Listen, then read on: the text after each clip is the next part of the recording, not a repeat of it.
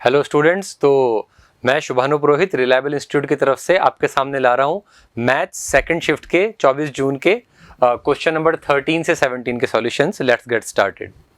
तो जैसे कि हम ये क्वेश्चन नंबर 13 देख सकते हैं, कोनिक सेक्शन से सवाल है। एक हाइपरबोला हमें दे रखा है x² - a² - 1 = 1 और एक एलिप्स दे रखा है जिसको हम रीअरेंज कर लेते हैं 12 से डिवाइड करके। It is x² + y² 3 = 1। ठीक है, और वो बोल रहे हैं कि भी लेंथ ऑफ लेटर सेक्टम दोनों का इक्वल है, तो हमको वैल्यू बताना है दोनों की इसेंट्रिसिटी के स्क्वायर के सम की मल्टीप्लाइड बाय 12। ठीक है, तो बड़ा सिंपल सा सवाल है। आपको अगर स्टैंडर्ड फॉर्मूलेज याद है तो आप इजीली इसको सॉल्व कर सकते हैं। तो सबसे पहले तो हम लेटर सेक्टम निकालते हैं अपने हाइपरबोला का। वो होता है 2b² a। ठीक है, let me call it 2b² a h, hyperbola का लेटर सेक्टम। और एक लेटर सेक्टम अपन निकाल लेते हैं 2b² a इलिप्स का भी। अपन जानते हैं कि सेम ही फॉर्मूला होता है 2b² a इलिप्स के लिए भी। ठीक है, of course a and b क्या होते हैं, a और b हम जानते हैं। इक्वेशन में अगर इसको देखें तो ये होता है a इसका स्क्वायर और ये b का स्क्वायर। तो a हमारा a ही है हाइपरबोला का और b 1 है। तो अगर इस वैल्यूज को हम पुट करेंगे तो क्या मिलेगा हमें, देखो 2 × b का स्क्वायर, तो वो तो अपने पास में 1 ही है, डिवाइडेड बाय a की वैल्यू इज a जैसा हमने डिस्कस किया। और अगर बात एलिप्स की हम करते हैं तो b² की अगर बात करें एलिप्स की इक्वेशन, तो x² / a² + y² / b²। तो यहाँ पे अपने पास में b² का वैल्यू तो 3 है, तो 2 × 3 और डिवाइडेड बाय a² है 4, तो a का वैल्यू हो जाएगा 2। राइट है, तो यहाँ से हमारे पास में अगर हम 2 से 2 कैंसिल आउट कर देते हैं तो अपने पास में a का वैल्यू निकल कर आ गया 2/3। Right, this is the value of a। एक बार हमारे पास में a का वैल्यू निकल कर आ गया है, तो all we need to do is eccentricity निकाल के हमको स्क्वायर करके जोड़ देना है। अच्छा, अगर बात हम एलिप्स की करते हैं तो एलिप्स तो हमें टोटली नोन ही है, इसमें तो कोई दिक्कत ही नहीं है। इसेंट्रिसिटी का फॉर्मूला क्या होता है एलिप्स की, 1 - b² / a²। तो क्या आ जाएगी इसेंट्रिसिटी अपने पास में, इसेंट्रिसिटी ऑफ द एलिप्स क्या आ जाएगी अपने पास में, इसेंट्रिसिटी का स्क्वायर इज 1 - b² / a²। ठीक है, तो इसकी अगर अपन वैल्यूज पुट करेंगे तो क्या मिलेगा हमें, b² is 3 and a² is 4, तो ये आ जाएगा 3/4 दैट इज 1/4। ठीक है, और अगर बात करें हाइपरबोला की इसेंट्रिसिटी की तो वो फॉर्मूला होता है 1 + b² / a²। ठीक है, एंड 1 + b² में b² का वैल्यू कितना है हमने बात करा, इट इज 1, और a² का वैल्यू है a² विच इज नाउ 2/3, तो 4/9 आ जाएगा। ठीक है, let us put the values. तो अपने पास में यहाँ पे आएगा 1 + 1 a² का वैल्यू जैसा कि हमने डिस्कस किया 4/9। ठीक है, तो यहाँ पे अगर अपन 4/9 पुट करेंगे, व्हाट डज इट गिव अस, हो जाएगा 1 + 9/4, 1 + 9/4 इज 13/4। ठीक है, और अब हमें फाइंड आउट क्या करना है, इसेंट्रिसिटी स्क्वायर्स का सम मल्टीप्लाइड बाय 12। तो सिंपली वैल्यूज पुट कर दी जाए, इसेंट्रिसिटी का स्क्वायर इन दोनों की, ये अपने पास में आ जाएगा इलिप्स की इसेंट्रिसिटी 1/4 और हाइपरबोला की इसेंट्रिसिटी का स्क्वायर इज 13/4, तो ये निकल के आ जाएगा 14/4।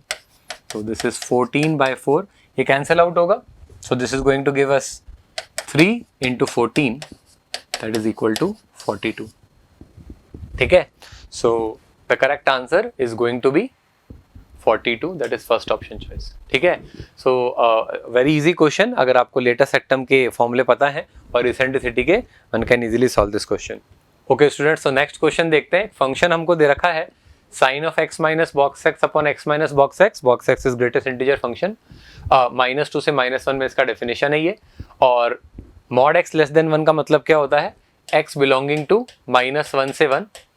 इसके लिए फंक्शन की डेफिनेशन है 2x और mod x के बॉक्स का मैक्स वैल्यू, मतलब दोनों में से जो बड़ा है वो हमको लेना है। और बाकी सब जगह फंक्शन 1 है, y = 1 कांस्टेंट फंक्शन है।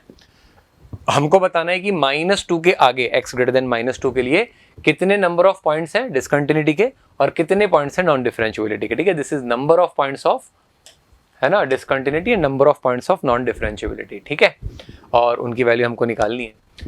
तो भाई हम जानते हैं कि जब भी बॉक्स x का सवाल होता है सबसे पहले तो बॉक्स को डिफाइन कर लेना चाहिए, उससे अपना फंक्शन सिंप्लीफाई भी हो जाएगा, हमें सोचना भी आसान रहेगा उसके बारे में। तो चलो हम जानते हैं कि -2 से -1 जब x होता है तो उसके बॉक्स की वैल्यू होती है -2, है ना। कोई भी नंबर अगर -1 से -2 के बीच का होगा, -1.2 -1.3, तो अगर यहाँ पे मैं -2 डालूंगा तो ये आ जाएगा x - -2, तो इट विल बी x + 2। ठीक है, तो अपना फंक्शन क्या हो जाएगा यार, ये हो जाएगा f(x) is sine of x plus two upon x plus two. This is जब x कहां से कहां तक है, -2 से -1, x बिलोंगिंग टू -2 से -1। अच्छा, अब अगर अपन बात करते हैं 2x और मॉड x के बॉक्स की, तो देखो सबसे पहली बात तो क्या है, मॉड x अगर 1 से छोटा है तो ग्रेटर देन इक्वल टू 0 तो मॉड होता ही है। तो इसका मतलब मॉड x कैसा हुआ, क्लोज 0 से ओपन 1। और अपन अच्छे तरीके से जानते हैं कि कोई चीज अगर 0 से 1 के बीच में है तो उसके बॉक्स की वैल्यू कितनी निकल के आ जाएगी, 0। तो यार ये तो हो गया 0।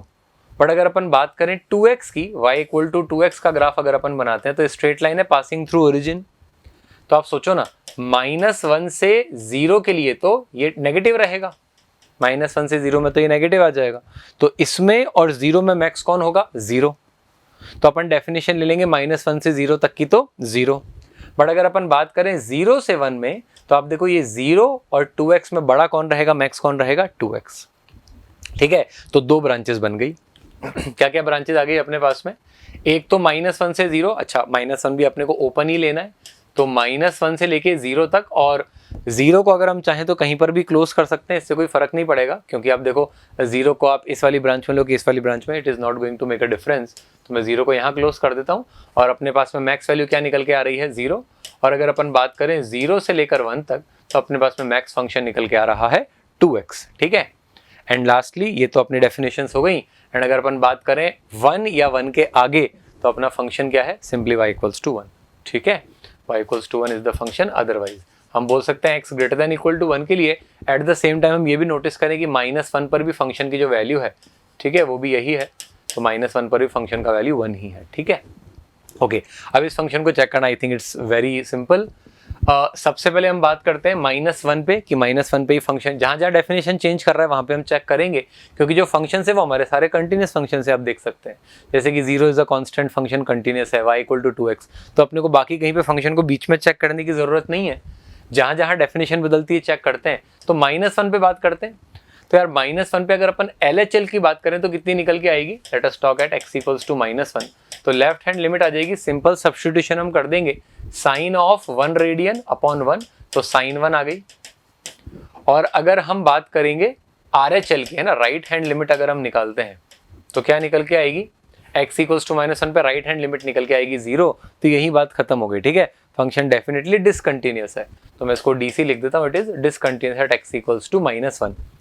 ऑफ कोर्स -1 पे अगर डिसकंटिन्यूअस है तो नॉन डिफरेंशिएबल भी होगा। अच्छा, एट द सेम टाइम अगर हम 0 पे बात करें तो 0 पे LHL भी 0 है, आप देख सकते हैं RHL भी 0 है। तो 0 पे तो फंक्शन कंटिन्यूअस है और फंक्शन की वैल्यू भी 0 है ना। तो x इक्वल्स टू 0 पे the function is definitely continuous. RHL as well as LHL as well as functional value, ये तीनों की तीनों चीजें क्या है, इट इज 0। ठीक है, तो फंक्शन अपना कंटिन्यूअस हो गया। ठीक है, but at the same time आप देखो कि फंक्शन नॉन डिफरेंशिएबल होगा, क्योंकि आप सोचो इसको कि 0 तक तो आपका फंक्शन y इक्वल टू 0 है और 0 के बाद में function y equal to 2x है, पॉजिटिव स्लोप की स्ट्रेट लाइन है। तो यहाँ पे शार्प कॉर्नर आ जाएगा, पहले 0 है फिर शार्प कॉर्नर आ रहा है। ठीक है, आप चाहें तो इसमें आप LHD RHD निकाल के भी कर सकते हैं, बट आई थिंक मेरे ख्याल से ग्राफ से क्लियरली दिख रहा है। तो यहाँ पर फंक्शन कंटिन्यूअस तो है पर नॉन डिफरेंशिएबल है। और फाइनली अगर अपन बात करते हैं x इक्वल्स टू 1 पर, तो x इक्वल्स टू 1 पे आप देखो, x इक्वल्स टू 1 पे अगर हम बात करते हैं LHL की, लेफ्ट हैंड लिमिट की, तो LHL तो यहाँ इस डेफिनेशन से आएगी, x को 1 टेंड करा दो तो अपना LHL 2 आ जाएगा। और अगर 1 के आगे हम बात करेंगे तो आप देख सकते हैं कि f(1) और RHL 1 आएगी, तो RHL is 1, f(1) is also 1, तो फंक्शन डेफिनेटली डिसकंटिन्यूअस है। तो अपना फाइनल कंक्लूजन क्या रहा, फंक्शन 3 जगह डिसकंटिन्यूअस है। कहाँ कहाँ पर डिसकंटिन्यूअस है, x इक्वल्स टू -1 पर, x इक्वल्स टू 1 पर, और x इक्वल्स टू 2 जगह डिसकंटिन्यूअस है, आई एम सॉरी, 2 जगह डिसकंटिन्यूअस है, x इक्वल्स टू 1 पर एंड x इक्वल्स टू -1 पर, और 3 जगह नॉन डिफरेंशिएबल है, क्योंकि x इक्वल टू 0 पर भी वो नॉन डिफरेंशिएबल है, अपन ने बात करी। तो फाइनल आंसर अपना क्या निकल के आ जाएगा, it is 2 and 3, option choice 1, 2 discontinuity और 3 नॉन डिफरेंशिएबिलिटी। ठीक है भाई, चलो आगे बढ़ते हैं। ओके, तो next question is from the chapter of reasoning, और निगेशन का सवाल है। At the same time implication वगैरह के जो अलजेब्रा है वो भी आपको क्लियर होने चाहिए इस क्वेश्चन को सॉल्व करने के लिए। तो आप देखिए, आपको इसमें निगेशन लिखना है इस स्टेटमेंट का, if Rishi is neither honest not just, Rishi honest भी नहीं है और जस्ट भी नहीं है, देन ही इज रिच। ठीक है, तो इसका अपने को निगेशन लिखना है। थोड़ा सा डेटा में भी डिफरेंट, एज आप जानते हैं कि ये मेमोरी बेस्ड पेपर है, तो बच्चों ने जो भी जितना उनको याद रहा उस बेसिस पे बताया है, तो क्वेश्चंस का डेटा हो सकता है कि एग्जैक्ट ना हो, काफी डिफरेंट भी हो सकता है, ठीक है, but this is the spirit of the question, इस तरह का क्वेश्चन आया था, ठीक है। ओके, तो अपन सबसे पहले तो क्या करेंगे, सबसे पहले तो अपन इसका मैथमेटिकल जो भी स्टेटमेंट है वो लिख लेते हैं, है ना।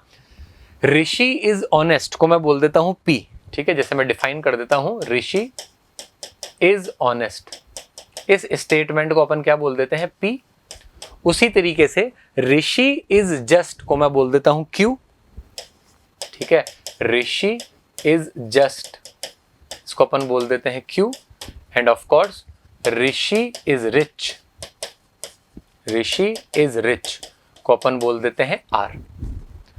तो अगर ये PQR है तो जो अपना ओरिजिनल स्टेटमेंट है वो क्या हो जाएगा, है ना, उसको S बोल देता हूं मैं, वो हो जाएगा if Rishi is neither honest not just, मतलब वो ऑनेस्ट भी नहीं है, निगेशन P, एंड वो जस्ट भी नहीं है, निगेशन Q। वो ऑनेस्ट भी नहीं है एंड जस्ट भी नहीं है ना, if he is neither honest not just, negation P and negation Q। Then का मतलब ये इफ वाली चीज हो गई, then if this then he is rich, he is rich का मतलब देन ही इज R, वो रिच है, ठीक है। तो यार ये तो अपना ओरिजिनल स्टेटमेंट हुआ, हमें इसका निगेशन लिखना है। तो सबसे पहले तो अपन एक सिंपल सा प्रॉपर्टी यूज कर रहे हैं, A इंप्लाइज B का, आप सब जानते हैं A इंप्लाइज B क्या होता है, निगेशन ऑफ A और B, ठीक है, दिस इज द आइडेंटिटी, आप सब लोगों को मालूम होनी चाहिए, ठीक है। एंड अगर मैं इसका निगेशन लगाऊंगा तो क्या आएगा अपने पास में, if I put the negation of negation A और B, negation of negation A और B, तो ये अपने पास में निकल कर आ जाएगा A and negation B, negation का निगेशन A बन जाएगा और ये और का एंड बन जाएगा, B का निगेशन लग जाएगा, ठीक है।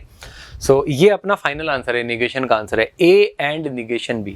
तो चलो पीछे चलते हैं, A this is as it is and इसका निगेशन, ये अपना आंसर हो गया, मतलब निगेशन ऑफ S क्या हो गया अपने पास में finally, it is going to be negation P and negation Q, ये A का काम कर रहा है, एंड निगेशन ऑफ B, ठीक है, negation of R at the end. इसको अपन पढ़ लेते हैं, क्या इसको किस तरीके से पढ़ेंगे, फाइनल आंसर क्या निकल के आ गया। अब कोई इफ देन का काम नहीं है क्योंकि इंप्लाइज का साइन हम हटा चुके हैं।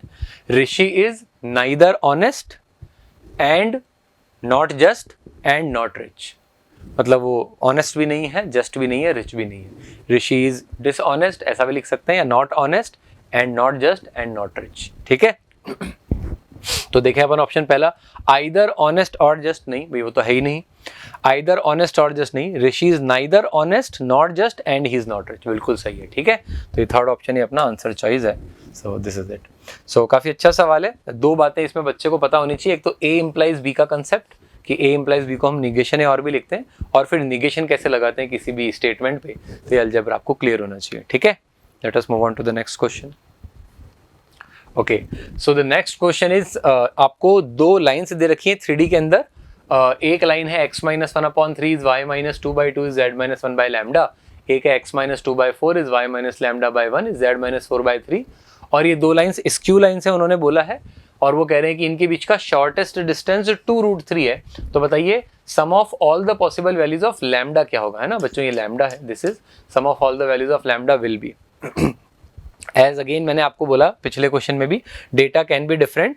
तो ये जो बच्चों ने डेटा बताया उसका थीम ऑफ द क्वेश्चन यही था, दो लाइंस के बीच में आपको स्क्यू लाइंस दे रखी थी और उनके बीच का डिस्टेंस दे रखा था, आपको लैम्डा की वैल्यूज निकालनी थी, बट डेटा वाज डिफरेंट, ठीक है। सो हमने डेटा अपनी तरफ से यहाँ पे फिट किया है, but data is definitely different in the original paper. चलो तो अब इसको करेंगे कैसे अटेम्प्ट, इस तरह के क्वेश्चन को, इसको अपन देखते हैं। तो आप बच्चों को पता होना चाहिए कि भाई अगर दो लाइंस 3D में स्क्यू लाइंस हैं, तो मान लो ये वाली लाइन जो है लेटर से किसी पॉइंट A वेक्टर से निकल रही है, ये वाली लाइन किसी पॉइंट B वेक्टर से निकल रही है, इसके पैरेलल कोई वेक्टर है C वेक्टर और इसके पैरेलल कोई वेक्टर है D वेक्टर। तो इनके बीच का जो शॉर्टेस्ट डिस्टेंस है वो निकल के आ जाता है B-A या A-B CD का बॉक्स, ठीक है, A-B CD का box upon mod of C cross D, ठीक है, A-B CD का box upon C cross D, और इस पूरे पे अपन मॉड लगा देंगे फाइनली, ठीक है। The mod of this complete quantity is going to be 2√3। तो चलो कैलकुलेशंस करते हैं। So the main challenge of this question is बच्चे को ये फॉर्मूला मालूम होना चाहिए and then the calculation is a little bit lengthy, ठीक है। तो इसको मैं 2√3 रख देता हूँ। This is definitely going to be 2√3। सबसे पहले तो अपन यहाँ पर ए और बी को आइडेंटिफाई करते हैं। तो आप लाइन की इक्वेशन में देखिए, जो पहली लाइन है वो किस पॉइंट से होके निकलती है, 1, 2 and 1। This is your A vector. And अगर हम बात करें बी वेक्टर की, तो दूसरी लाइन निकलती है 2 लैम्डा 4 से होके, ठीक है। बात अगर करें सी वेक्टर की, parallel vector to line 1, that is 3i cap plus 2j cap plus lambda k cap. और अगर हम बात करें डी वेक्टर की, it is 4i cap plus j cap plus 3k cap, ठीक है। तो अगर अपन a minus B C D का बॉक्स बनाएंगे, आप सब बच्चे जानते हैं it is very very easy, simply हमको सब्ट्रैक्ट करना होता है। अगर a माइनस बी वैक्टर हमको बनाना है तो b में से हम a घटा देंगे, ठीक है। सो this is 2 minus 1 lambda minus 2 and 4 minus 1, ठीक है। सो क्या आ जाएगा अपने पास में। और STP हम कैसे बनाते हैं, सिंपली डिटर्मिनेंट। अगर इसके IJ के, इसके IJ के, इसके IJ के पता है तो उसको डिटर्मिनेंट में जमा देंगे। तो अपने पास में यहाँ पे कितना आ जाएगा, देखो फिर से मैं इसको लिख के दिखाता हूँ। a माइनस बी की बात करते हैं तो b वेक्टर ये बन रहा है, आप लोग फिर से एक बार देख लीजिए IJ के टर्म्स में। और ये तीनों मिला के हमको क्या देंगे, दिस इज a वेक्टर, है ना। तो b माइनस ए करेंगे तो 2 माइनस 1 i कैप मतलब 1 i कैप, ठीक है। तो यहाँ पे अपने पास में 1 आ जाएगा। फिर अपन बात करें लैम्डा माइनस 2 j कैप, तो लैम्डा माइनस 2 j कैप तो लैम्डा माइनस 2 आ जाएगा। And then 4 minus 1 is going to be 3, तो यहाँ पे 3 आ जाएगा। बात अगर करें सी वेक्टर डी वेक्टर की, तो सिंपल है 3 2 लैम्डा 4 1 3, ठीक है भाई। 3 2 लैम्डा 4 1 3 होल अपॉन सी क्रॉस डी का मॉड। तो पहले अपने को सी क्रॉस डी वेक्टर निकालना पड़ेगा। This is very easy, actually यही सी और यही डी है। तो I am just little bit I am doing the calculation little bit faster. तो आप देखिए इसके अंदर क्या होगा, अगर आप सी क्रॉस डी वेक्टर निकालते तो कैसे निकालते हैं, यहाँ आई लिखेंगे, यहाँ जे लिखेंगे, यहाँ के लिखेंगे। तो आई कैप के साथ क्या आएगा, 2 लैम्डा माइनस लैम्डा, तो it is going to be simply lambda lambda I cap. तो यहाँ पे आ जाएगा आपके पास में लैम्डा का स्क्वायर, प्लस में आपको मिलने वाला है यहाँ से लैम्डा माइनस 2, मतलब यहाँ तो आई जे के, तो यहाँ पे जे कैप लिखा होगा, तो 3 lambda minus 4 lambda, it is going to be minus lambda, उसका स्क्वायर करेंगे फिर से लैम्डा स्क्वायर। और यहाँ पे के कैप के साथ आएगा 3 minus 8 is going to be 5, यहाँ पे आ जाएगा 25, ठीक है। Let us open this determinant. तो क्या मिल जाएगा हमको, अगर हम इस डिटर्मिनेंट को ओपन करेंगे तो it is going to give us 1 into 2 lambda minus lambda, it is going to be lambda minus lambda minus 2 into ये आ जाएगा 3 lambda minus 4 lambda, it is going to be minus lambda. And plus में यहाँ पे आ जाएगा आपके पास में 3 into this is 3 minus 8, this is going to be minus 5 is equals to 2√3, this is 2√3 multiplied by this is 2 lambda square plus 25, 2 lambda square plus 25, ठीक है। Now this is a very simple question, क्योंकि अब आप देखिए यहाँ पे होने क्या वाला है, और यहाँ पे अंडर रूट है, आई एम सॉरी, ठीक है। अब आप यहाँ पे देखिए आपके पास में यहाँ पे क्वाड्रेटिक आ रही लैम्डा के अंदर, और वहाँ पे स्क्वायर रूट है, तो अपन इसको स्क्वायर करेंगे।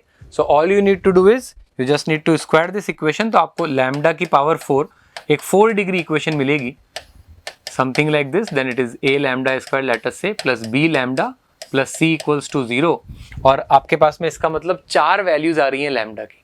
There are 4 such lambda possible, ठीक है। बट हमको सम ऑफ वैल्यूज पूछा है, सो एग्जामिनर आपसे ये एक्सपेक्ट नहीं कर रहा कि आप चारों वैल्यूज निकालो। They are simply asking you the sum of all the values of lambda.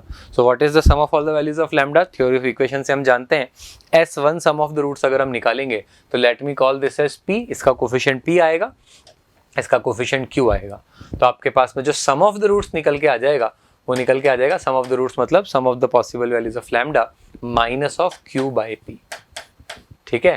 The reason कि हम ये कैलकुलेशन नहीं कर रहे because as I told you the data is very very different. तो डेटा डेफिनेटली डिफरेंट था and ultimately it became a 4 degree equation. तो आपको सम ऑफ द रूट्स लिख देना है, दैट इज द आंसर, ठीक है। सो काफी अच्छा एक सवाल है ये। The main challenge of the problem was in identifying कि भाई आपको सबसे पहले इस तरीके से एग्जाम के अंदर बच्चे को दिक्कत क्या रही होगी कि भाई शॉर्टेस्ट डिस्टेंस का फॉर्मूला याद करना है और फिर 4 डिग्री का इक्वेशन बनाना है, ठीक है। तो सॉल्व करने नहीं बैठना था उसको, ठीक है। Okay, so let us move on to the next question which is also the last question of this paper. आपको एक एरिया निकालना है between the curve y square equal to 4x जो कि पैराबोला है और एक लाइन है x plus y equals to 4, ठीक है। You have to find the area between the curves. Again data might be different because question काफ़ी simple सा है बट कैलकुलेशन काफ़ी इसकी डिफिकल्ट तो नहीं बोलूँगा मैं, बट एग्जाम के अंदर अगर हमें टाइम कंस्टेंट है तो थोड़ा सा रूट वगैरह के अंदर वैल्यूज आ रही है which might have been a little bit irritating for the students, but then again the data might be different, हो सकता है कि वो कैलकुलेशन भी ईजी हो। सो खैर एरिया हमें निकालना है तो दो ही तरीके हम most of the time use करते हैं, या तो हॉरिजॉन्टल एलिमेंट लेके या वर्टिकल एलिमेंट लेके, ठीक है। सो यहाँ पर आप देखो y square equal to 4x is going to be a right opening parabola, y square equal to 4x और x plus y equal to 4 अपनी ऐसी लाइन होगी नेगेटिव स्लोप की, है ना। इसका x इंटरसेप्ट भी 4 है, y इंटरसेप्ट भी 4 आएगा कहीं जाके, एंड हमको ये वाला एरिया निकालना है। सो डेफिनेटली आप इसके अंदर समझ सकते हैं कि horizontal integration is going to be easier, क्योंकि वर्टिकल एलिमेंट अगर आप लेंगे तो आपको यहाँ पे फिर ब्रेक करना पड़ जाएगा। तो हम क्या करते हैं, इसके अंदर हॉरिजॉन्टल एलिमेंट लेते हैं and it is going to be something like this, है ना। ये एलिमेंट हमने ले लिया, ये हो गया अपने पास में x1, y1 लेटस से, और ये हो जाएगा x2, y1, क्योंकि आप जानते हैं कि जब अपन एक हॉरिजॉन्टल एलिमेंट लेते हैं तो y तो सेम ही रहता है। तो अपने पास जो रिक्वायर्ड एरिया है वो कितना निकल के आ जाएगा, it is simply x1 minus x2 dy, जिसमें अपना y कहाँ से कहाँ तक जा रहा है, इस पॉइंट के, इस इंटरसेक्शन पॉइंट के y कोऑर्डिनेट से लेके इस इंटरसेक्शन पॉइंट के y कोऑर्डिनेट तक, ठीक है। मान लेते कि इस इंटरसेक्शन पॉइंट का y कोऑर्डिनेट अपने पास में निकल के आ गया अल्फा और इस वाले का आ गया बीटा, ठीक है। Let me call this as beta and let me call this one as alpha, ठीक है। सो अपने पास में इंटीग्रेशन अल्फा से beta x1 minus x2 is the requirement, ठीक है। कितना हो जाएगा यार, अच्छा व्हाट इज x1 y1 अगर इस लाइन का पॉइंट है तो x1 आ जाएगा 4 माइनस वाई, तो ये हो जाएगा 4 माइनस वाई। और अगर अपन बात करें x2 की तो x2 यहाँ से आएगा यार, देखो x2 y1 इस पैराबोला का पॉइंट है, तो x2 आपके पास में निकल के आ जाएगा y square by 4।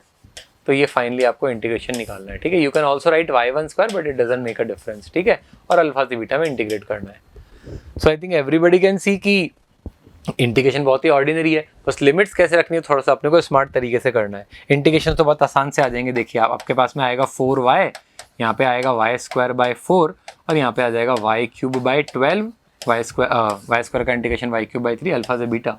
So what we are going to do is, आप देखिए यहाँ आपको जरूरत पड़ेगी बीटा माइनस अल्फा की, ठीक है। सो हम अलग अलग वैल्यूज नहीं निकालेंगे, हम डिफरेंस ऑफ रूट्स ही निकाल लेंगे y में क्वाड्रेटिक बना के। यहाँ पे जरूरत पड़ेगी beta square minus alpha square की, यहाँ beta cube minus alpha cube की। तो चलो अपन यही करते हैं, अपन अपने पैराबोला और लाइन को सॉल्व करते हैं and what do we get, देखो y square equal to 4x parabola है, y square equal to 4x और लाइन है x plus y equal to 4। तो यहाँ से अपन x उठा के डाल देते हैं यहाँ पर यार, क्या देगा y square is equal to 4 into 4 minus y, जो कि क्वाड्रेटिक इक्वेशन बन गई। What does it give us, y square plus 4y minus 16 equals to 0, जिसके दो रूट्स हैं of course alpha and beta. Now the question is fairly simple, तीन चीज़ों की हमको ज़रूरत पड़ रही है, एक तो alpha minus beta we need. अच्छा इसमें हम ये भी समझते हैं कि actually I am sorry we are going to need beta minus alpha, हम ये भी समझ रहे हैं कि बीटा बड़ा है, सामने फिगर बनाया है, तो beta minus alpha is going to be difference of the roots. तो यहाँ से कितना आ जाएगा भाई, beta minus alpha it is simply root D by mod A तो हमारा 1 ही है, मॉड लगाने की यहाँ जरूरत ही नहीं, हम जानते हैं बीटा बड़ा है।